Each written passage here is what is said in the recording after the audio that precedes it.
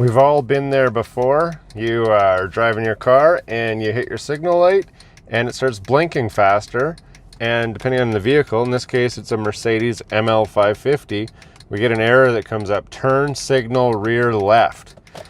Now if I hit the right, no problem, it blinks normal speed. So it's blinking faster. I'm going to show you how to fix this if you've already replaced your turn signal and that did not fix it.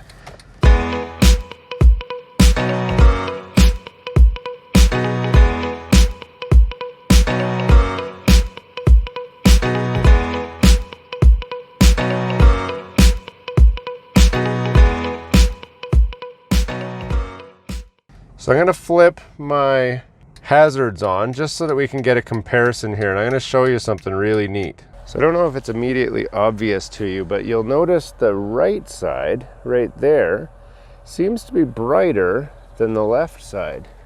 I'm going to come, so here's the left side, and it's not because the sun's shining on it. So there's the left side, and here's the right side. See how much brighter that right side is than that left side? So we're gonna open up the rear panel here and just have a look at something. I've already looked, I know what the problem is, but I want to show you guys what the problem is. So in this case, we need to open this panel up because we're going for the left side. If we were going for the right side, it would be just as easy. There's just some tabs to turn. Now this one has the rear sub, and then it's also got a lock button. So we need to turn that just with a flat blade screwdriver, like that and like that. And that gains us access to the flasher circuit. So I'm going to take this out for a second. And this just turns out like that. And I don't know how well you'll be able to see it. You see right here? That's the contact point for this light. And it's actually got some burn marks on there. You see those burn marks? So what happens is this light has a contact point right there and right there. And it gets the power through that contact point. Now I bent this out. You can just reach your finger in there, bend this out a little bit, and then you can try and clean that up. This one's actually really burnt. So the true fix will be to put some solder on that and build it up. But in my case, what I'm going to do is just not quite turn it to where the burn is. It'll still lock in place, but now you see the brightness of that, brightness of that are evenly matched between the two.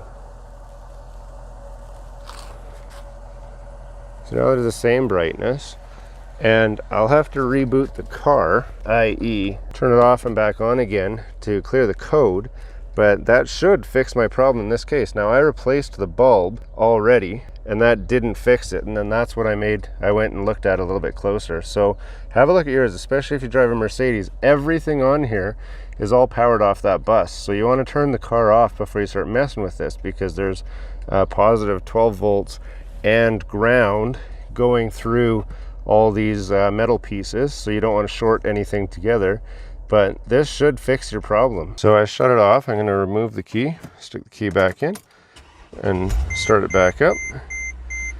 And now we'll flip the signal light on, and it signals at proper speed now and no more errors. So that's a super quick and dirty fix if you've already replaced the signal lights and you're still getting this error. Now you might get this error on a Mercedes. You could still get the error for your rear fog lights or your brake lights or anything that has to do with that whole electrical circuit, gets the power through those contacts. So while you're there, you might want to have a look at some of the other contacts, make sure that none of them are getting burnt as well. True fix could be to put some solder on there. You can also try cleaning it up with a white eraser. You can scrub some of that carbon off and that'll get a better contact on there, or try bending it out a little bit as well. So in my case, it actually has a little divot. You can feel it with your fingernail. So you can tell that it's actually been doing that for a little while now. So it has been working, just not as bright as it's supposed to be.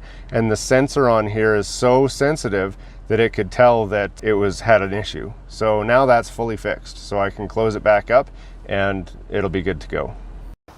Hey, thanks for watching another GT Canada video. We got lots of great stuff in store, so be sure to subscribe and hit the bell so you can stay up to date on all the latest stuff as we upload it. Comment below and watch the next video.